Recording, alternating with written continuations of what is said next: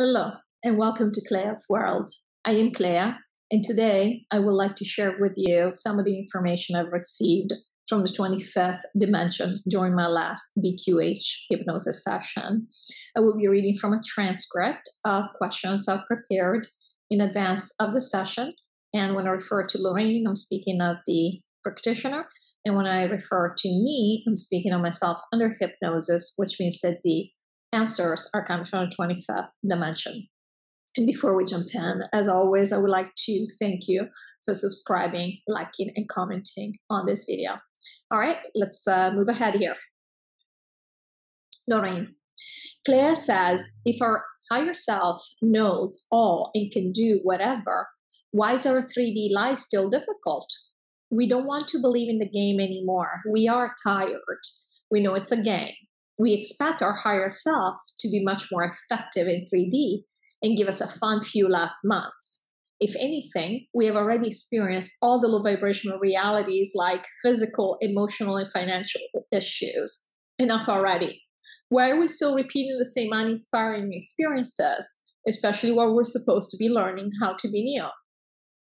And for those of you who might be tuning in, and this might be your first video, what they're referring to, or what I'm referring to in my question when I say we're supposed to be becoming Neo, is that we are going through a transition period before we move to New Earth, where we are learning at a conscious level, and that's the key because our higher self is already aware of the fact that we create our reality, but at a conscious level, we're actually learning that everything that happens out there is a reflection of what we are manifesting. Therefore, you can probably relate to every time we say things like, oh, I hope this goes well, or I hope that person is okay, or I can't believe this is happening, or maybe the energy out there is doing something, and therefore I feel this way. None of that is actually real. That's part of the game. Excuse me. The pretense that we hold here to maintain this matrix, this game going. But now we are learning what our higher self is aware of, which is we create our reality. So here's the answer from 25th. Well, two things, actually. One is that, unfortunately, because of what we just explained, we really want to still believe that this is real and not change it so much where we now have to focus on this and say, oh, what else can I change here? It really is not a focus for our higher self to change this reality because there is no point. Now, at the same time, though, we're going through this transition where we are wanting to start experimenting because we are very excited. We already know what's coming. We are wanting to start to experiment with our newfound powers that we will have. We will have very clearly very soon. But we already have them. We've always had them. And so now we are seeing certain things for many people improving on the ground, but not so much or such a stark contrast to what has been happening until now. So in that sense, there will still be annoyances and issues coming up. And the reason that happens, one, is because of the very low vibration here, which, again, it is important to keep in place because otherwise we're going to have mayhem. But as you can tell, it's low grade, low vibration, it's low grade stuff happening. It's not tragic stuff. Of course, tragic things always also happen. But at this point, really tragic things are happening to NPCs mostly because the NPCs really have no guidance anymore, no guiding system. As this is like us, we've decided we're going to New Earth. Nothing tragic is going to happen to us, to our bodies before we leave, where it would not allow us to go to New Earth when we're supposed to. At the same time, we are going to have what we consider small annoyances, which could be more or less serious, but it's not going to be anything tragic. Small annoyances that will, again, one, we are subject, not because we're subject as in we're victims of it, but because we are here and we are maintaining certain parts of this reality, we are going to be subject to the low vibrational stuff that's going on here, okay? Our higher self, of course, our higher self can remove itself, but that's not the interest of the higher self. In fact, that's in conflict with what the higher self wants right now, because the higher self wants to retain this reality. Now, it is making it easier in some ways for the person because the person, each one of us who's left, also has an interest, a very keen interest in testing our boundaries, in stretching our legs, starting to become comfortable with some of the things we'll be able to do. So the fact is, the higher self is very much open to improving certain things. And again, this has been the case for many people. You might be focusing on some things that have not been improved, whereas there are others that have been improved that you're not really looking at. And not only, but as we focus on that, we'll see more and more of that happen for ourselves. We can make that happen. Reality is very fluid right now. But again, here, I want to make a distinction. The higher self is more interested in power as opposed to money. We say this because Clea is very much struggling right now with the fact that she has envisioned certain things for herself that have not happened. But it's because she's focused on certain aspects of her life that really the higher self doesn't really focus on. Whereas there are other aspects of her life that, for example, she's very aware of the fact that she's been going through a life review every night. Really, even last night, she had this other dream where she was now reviewing the period during the MBA. She's seen her entire life as a reel, and she's seen how one thing back, say, 30, 25 years ago, now it's transmuted into something that's happening right now. This is the aware, the conscious life review that we're going through. Things that you would never be able to do with the consciousness we used to have on this planet. Because on this planet, we very much want to live in a state of amnesia, whereas now things are coming up. And Claire doesn't realize that as soon as, because she'll have time to do this, as soon as she's done reviewing this lifetime, she's going to start reviewing previous lifetimes as well.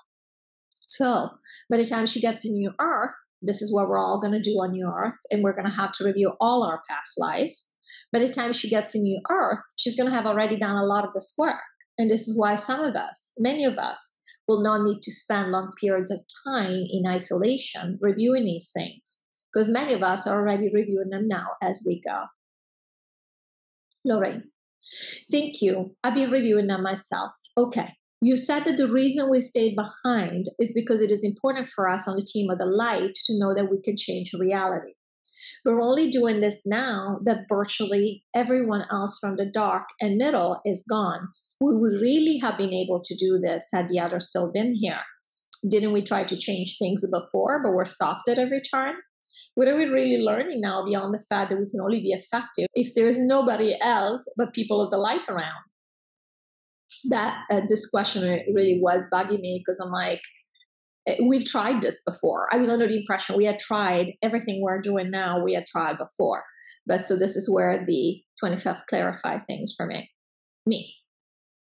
So they were chuckling and they said, yeah, that's a fun question because, and we understand.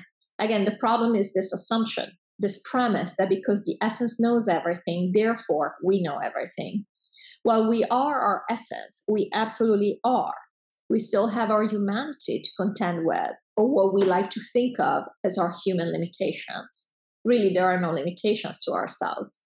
What we're referring to, what we mean when we say our human limitations, we just think of the self-imposed limitations we put on ourselves so that we can be in this nice little container that we think of as reality. And what happens is that even though at an essence level we know it's us, it's pretty much almost exclusively us now, they're telling me there's only 5% of the dark left at this time, and there's really nobody in the middle. And so it's us, and not only, but not just us on Team of the Light, us going to New Earth. So really, there aren't even that many people left, period. They're telling me there's about 60 million people left, 50 to 60 million people left at this point. So virtually almost everybody's gone. We are at a conscious level learning, again, at a conscious level, with a very high consciousness, because even at our awareness level, we are very high consciousness at this point. We have allowed ourselves to open up to this high level of aware consciousness. We are learning that we can very actively, very much in a 3D way, we are learning that we can change reality. So this is about what we will remember, will retain inside the matrix in terms of knowledge. Now, would we have found that out on New Earth? That's the whole point of going to New Earth. Yes, that we can manifest our reality. But we need to know that even now, we could have manifested our reality by focusing, by intending. Instead, even many of us, we still do it to this day.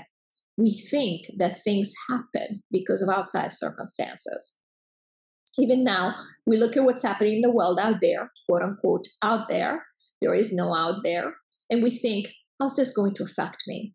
It doesn't have to affect you. We're the ones who are setting up everything in motion, but we're still learning, you see. At a conscious level, at an awareness level, from a human perspective, we're still learning. So even though at a higher self level, we already know it's just us and we're moving everything towards the light, at a conscious level, we still look around and we say, oh, there are so many people. What can I do? Who am I to change reality for all these many people? There are still 1.5 billion people here, or bodies. And who am I to change? And this is what we're learning. We're getting training to where we say, oh no, we could have changed this. Doesn't matter, even if the others were still here. Of course, we've hit walls again and again and again. And we've been discouraged by intending things because we said, oh, look, nothing is happening. I can intend all day long. People love to talk about the law of attraction or whatever it is. And what is that about? It's the fact that you don't think you're going to change anything. Somebody's telling you, oh, listen, you can't. Then you try for a little bit. The energy is sluggish. It's very dense here. Nothing happens. And you give it up. This is pretty much what happens. Why? Because even us, even though we know intellectually, we know we manifest our own reality, truly at a conscious level, we go along with things because this is the game we've been wanting to play, where we're plopped down here and we are victims of circumstances. Let's see what happens in the world. So it doesn't really matter whether our essences are there. If we had stuck to our guns, we would have been able to change reality no matter what. Of course, there has to be an agreement from other essences. But as you see, a lot of other essences would have done exactly what we've been doing for the longest time, which is go along, go with the flow. Whereas if we had been actively intent on creating certain types of reality, what we're learning now is that we are that powerful. We are creating them. To give you an example, there is a recent event with Queen Elizabeth passing. Well, she passed a long time ago, but the announcement of her passing. This would have not happened had we not, in fact, it happened after the original timeline. We would have not experienced this. The reason we are experiencing it, because they could have kept us under wraps in order not to rock the boat for another 2 years, 3 years. Why now? Because we are making this happen. We're intending for the recall of this thing. We are intending for everything to happen before the recall of this thing. We have already stated during our muscle testing session that this is a very important step towards the recall. And so everything is happening. And just a quick parenthesis here, they're referring to the muscle testing session that Lorrayne and I did on some of the concepts that have been presented to us from the 25th dimension, and even double checking that the 25th dimension is real and it's giving us certain types of information. And so if you want to check it out, this would have been 2 videos ago. You'll see it's called Muscle Testing with the 25th Dimension. All right, I'm going to keep reading from the answer here.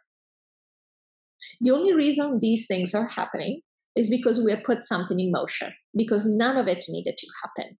We could have just stayed here several more months and hung out, and of course, moving everything towards the light in energetic terms so that our lives become easier in some ways. Again, they're not too dramatic. Otherwise, it would be too obvious that we're not part of the game anymore. But we didn't have to have any of that. The reason we're having it is because we, for ourselves, and it's not just a distraction, as in it's fun to see, but we, for ourselves, have put certain things in motion. So, for example, the work that we're doing within the Telegram group, several of us are doing this work, is very important. But we are not the only ones. The light workers are very much focused and intent on this, whether they know it or not at a conscious level.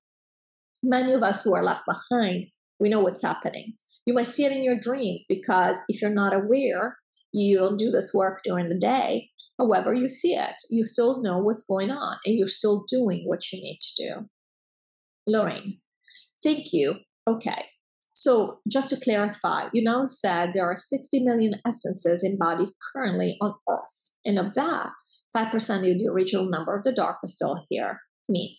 About 60 million. So 50 to 60 million left. And yes, 5% of the dark is now here. Everybody else has left. Lorrayne, How many of us are going? What is the population that is going to New Earth? Me. About 3.5 million. 3.5 million of us right now. But we have others that are going to go to New Earth later who are also here. Some of us. Lorrayne. Okay, so 60 million people are on Earth, and 3.5 million of us on Earth now are the ones going to New Earth. So that leaves, 50 million that are still needing to go to other worlds. Me. There are some, yes, especially from the dark, that are going to go to other planets. That is correct. There aren't many that need to. They're going with the aliens at this point. Pretty much everybody's been picked up who needed to be picked up physically. There are a few stragglers that are going with the aliens, especially people that might go to New Earth later. And they're going to be moving just with their essence. They're going to project their bodies. We already said that everybody who's been left behind at this point is not being physically picked up by the aliens. The aliens are done picking up people, and whoever is left and needs to go with the aliens will project when they're ready. And they're waiting for us. Like, for example, CLEA'S boyfriend is going with the aliens, but he's waiting for her. He's waiting to see this through. Lorrayne. Okay, I'm just trying to get numbers because I know we like numbers, and the 25th was laughing. Okay, it's 3.5 million who are going to New Earth. We still have 60 million essences embodied. You said that none are in the middle. Me. A few are in the middle. Virtually none in the middle, but there are still a few in the middle. Like again, CLEA'S boyfriend is in the middle. And my mother's dogs, their essences are still here. They're going with the aliens. They're going to rejoin my mother and brother. And so these are the essences in the middle. Essences that are not going to New Earth. Lorrayne. Okay, so the 50 million that are outside of the ones going to New Earth. Sorry to keep getting on this point. I'm just trying to get clarity. And I apologize for the noise outside. I live in the city, so every once in a while there's like sirens and motorcycles and people just enjoying the 3D life, I guess. The 50 million are essences. There are animal essences. They're still hanging out, the few of the dark. The rest of those essences, there are not the 3.5 million. The 50 million that are just hanging out, where are they going? Me. So 50 million. So I know that it's hard to do math when we had the numbers change so much, but let's just recap. We originally had 2 billion people here, and we had 300 million NPCs. So 1.7 billion essences. Of that 1.7 billion that we've said, 20% were on the side of the dark. So that is, what is that? 340 million people. 340 million people. That means that about 20 million people on the side of the dark are still here. And then we have some people in the middle, and then we have us. Yes, several million. So when we say that virtually everyone from the middle is gone, doesn't mean absolutely everyone. We're just saying there are a lot less compared to the original number. There's very few left. That's why it was already very few of us when we had 100 million essences left. And now there were about almost half of that. There's very few of us left. But there are people on the side of the light who are going to go project and go with the aliens as well. So not just people going to New Earth, but it's really mostly us on the side of the light left. So there are more of us on the side of the light than just the 3.5 million going to New Earth. Lorrayne, thank you. Okay, out of that, those that are left, the 50 to 60 million that are left, is there a percentage of those that are going to go just directly to the 25th? Me. Some of the dark will still go to the 25th, and they are just postponing. Now, they're postponing for 2 reasons. We already discussed the fact that many of them are afraid of going back to the 25th because they really have lost their way, and they're afraid of what might happen. They might believe at a conscious level. They might believe, at a conscious level, they might not know that that's what's going to happen. That's where they have chosen to go. They might believe that if they pass what they consider passing, they might go to hell. Because here's the problem, and we've discussed this before. You come up with all these lies because they know. The essence knows there is no heaven or hell, but they've come up with all these lies. They come up with all these lies to enslave us, to make us afraid. Well, guess what? They believe in it now themselves. And so now they've lost their way. They believe in this, and now they're afraid. They're afraid of dying because they know. Well, you might think all these people are sick or these people are completely deranged. And of course, they are in many ways. They're still human. They still have our own fears or same beliefs about things. And they know what they've done, even at a conscious level. They might say, well, this is the way to do it, or this is what it takes for me to retain power, or this is what I need to do, otherwise I will be killed or my family will be killed. Whatever the reason they're telling themselves, it's not like they think, oh, it's okay to kill a child. They very much rationalize things for themselves, but it doesn't mean they don't understand what's right and wrong. They know they're not different from us. They're just like us. And while you would stop yourself to where you would never even go close to doing something like that, they am not. That is the only difference, is that it's a matter of measure. It's a matter of how far you're willing to go in your life from what you might call your moral perspective. That's all the difference. There are people that think it's okay to hit somebody with a car and run, but they know what they've done.